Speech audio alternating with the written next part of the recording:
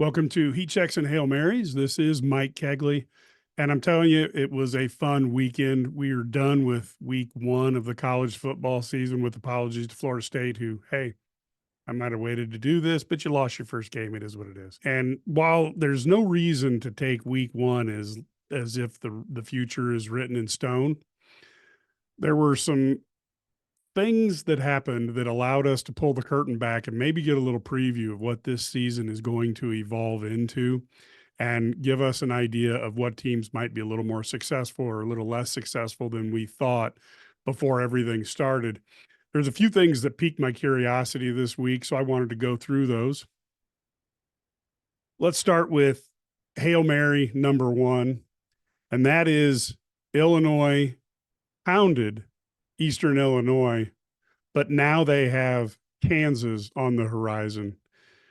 Brett Bielema has to be happy with what happened in week one. I'm not certain if he could have written a better script than a shutout defeat, scoring over 40 points, having the team be confident for that Kansas team, which is a bear. There is no doubt about that or any way to go around it. They are a tough team.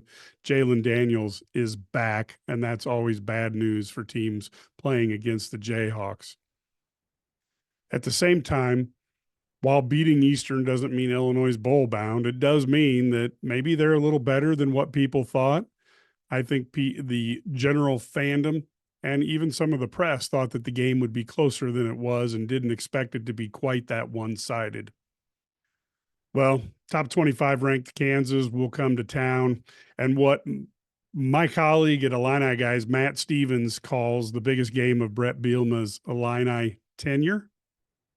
I'm not certain if I'd go as far as Matt does, but the Illini are faced by a team that literally drubbed them last year. So now by Lance Leipold, who was the alleged second choice of Josh Whitman to coach the Illini after Brett Bielema is here. You have that matchup that's probably more intriguing to fans than it is to either coach.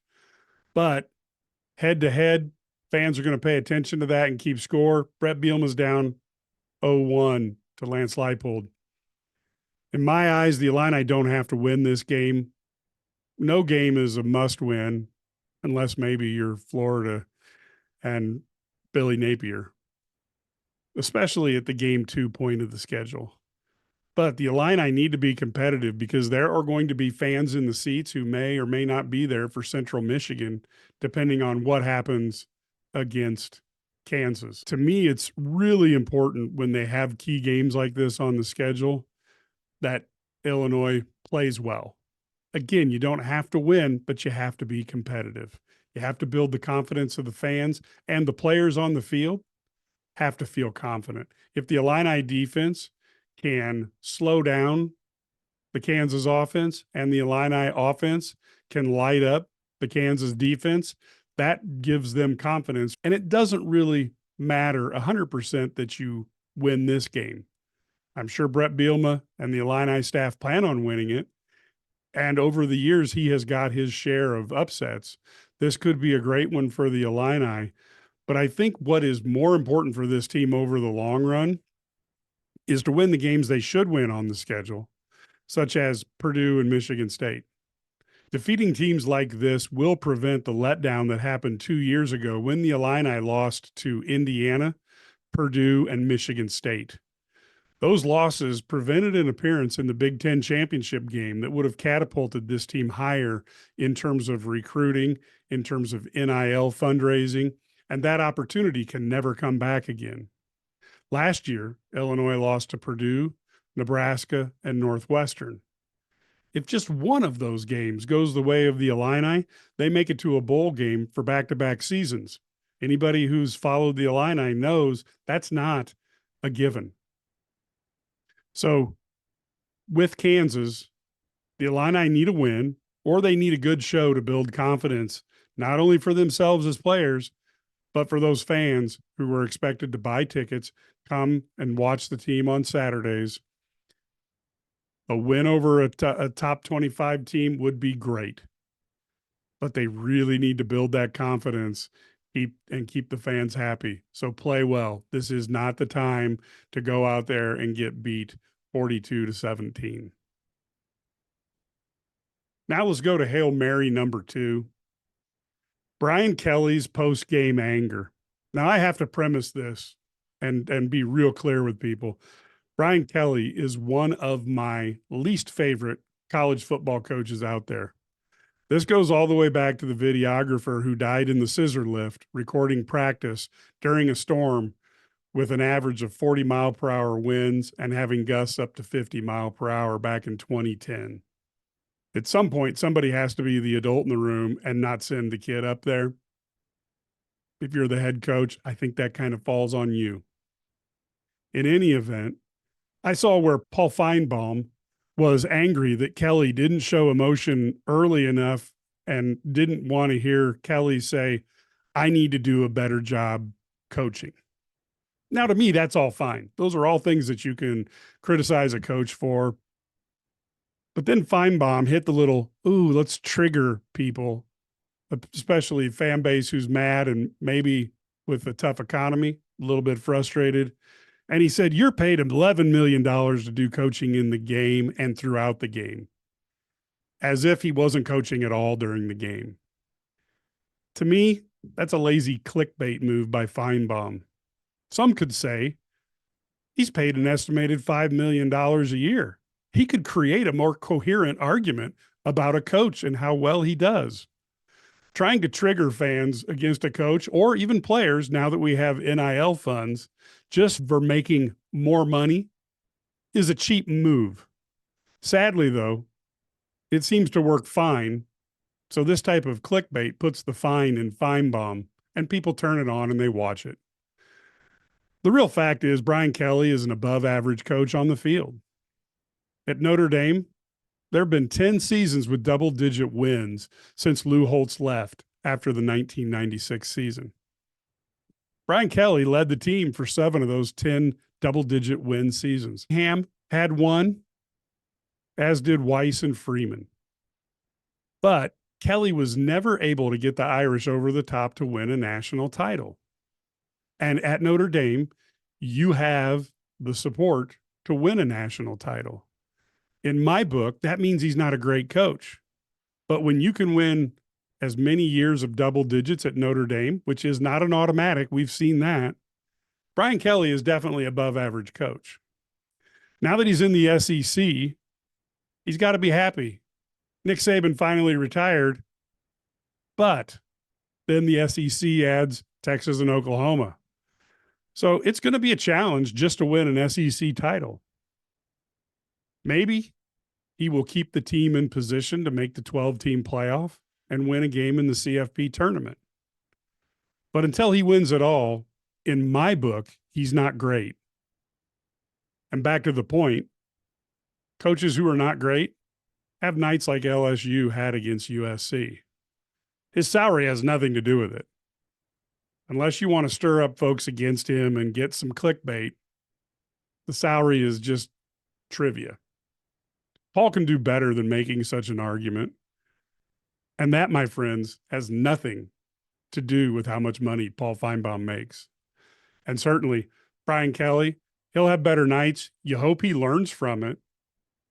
And you hope the guys watch their coach getting angry on film and decide they want to improve. I don't know if that'll happen. And maybe some of the check boxes that he might have missed as a coach, he will determine that he doesn't want to feel that way again, and he will do that. One thing that Nick Saban said is you have the pain of discipline or the pain of disappointment, and maybe LSU coaching staff and the players need to take that pain of disappointment a little more seriously and start taking the pain of discipline so that it doesn't happen again. Now let's move to Hail Mary number 3. Penn State's offensive coordinator may be the next big-time head coach. Drew Aller is a quarterback that has left most of us thinking that tomorrow will be better than today. Last season, he showed glimpses of potential, but struggled mightily against the 2 titans of the Big Ten. Ohio State, and Michigan. He had a quarterback rating of 88.9 and 87.2 against that duo. Now, there's no sin in that, but the Nittany Lions need more if they're to successfully navigate their schedule in the new 18-team Big Ten and make it to the 12-team CFP. Ironically, if Drew Aller improves, this year, Penn State is fortunate enough to miss both Michigan and Oregon on the schedule, leaving only Ohio State and USC of the teams that were so formidable last season. Now, I know you're saying to yourself, well, they also face Washington. But without Caleb DeBoer and he going to Alabama, that team is a bit of a wild card as to how strong they will be in this inaugural season of the new Big Ten. But still, Penn State has to feel really good, and they could look really good if Drew Aller is able to elevate his game. So enter Andy Kotelnicki as the new Nittany Lions offensive coordinator. Now, when people saw that hire, they probably didn't think too much about it. It's coming over from Kansas. But then you start dialing down into where he has been and what he's done. And he's been at Kansas at 3 years under Lance Leipold. We've talked about him earlier. And of course, Lance has had him with him for years. But under Kotelnicki, Kansas has had a formidable offense. They've racked up the following accomplishments in the last 3 years: 11th nationally in 15-plus yard pass plays, 12th nationally in 20-plus yard plays, 15th nationally in 30-plus yard plays, 11th nationally in 40-plus yard plays. 9 times they scored 40 points or more. 5 times they scored 50 points or more. Andy has coached Jalen Daniels and his backup Jason Bean at Kansas. One wonders how much better those numbers would be if Daniels had been healthy all 3 years. The last 2 years, he's only played 12 games. But when you look at the 12 games he played, that was pretty darn exciting. And Bean came in and played at a very high level that you would not expect of a backup. At Buffalo, Kotelnicki coached the best offenses in that school's history. Prior to Buffalo, he was at Wisconsin Whitewater, where he was 30-0 as the offensive coordinator and recruiting coordinator. Oh, yeah, they also won 2 national championships at that level as well. So it's early in the season. But in the opener, Drew Aller had his best game ever against West Virginia, where he went 11 for 17 with 216 yards. He threw for 3 touchdowns, rushed the ball 6 times for 44 yards, and he had a 229.7 rating and a QBR of 98.3. Those were both career highs. One wonders if he's just starting to figure out what Kotelnicki is coaching him. How good could he be as this season progresses? Now, I want to say we don't want to take week 1 super seriously, but keep an eye on Penn State because they may be better than what people think they are. If Drew Aller improves through the season, they may make a lot more noise than what we thought they would. Again, we don't want to jump to conclusions after 1 game. But if Aller improves and if Penn State is more successful, Andy Kotelnicki would be my highest recommended candidate for a new head coaching position. He's worked for years under Lance Leipold. He clearly understands how to move the ball and score in today's freewheeling college football environment. And he's proved at successive levels that he can produce results even as the competition gets better. So as this season goes on, if you're an AD or a fan of a team that has a coach who's struggling, you might want to look at the performance of Penn State and see how Andy Kotelnicki is doing, because he just might be walking the sidelines on your team next year. Thank you so much for listening and have a great day.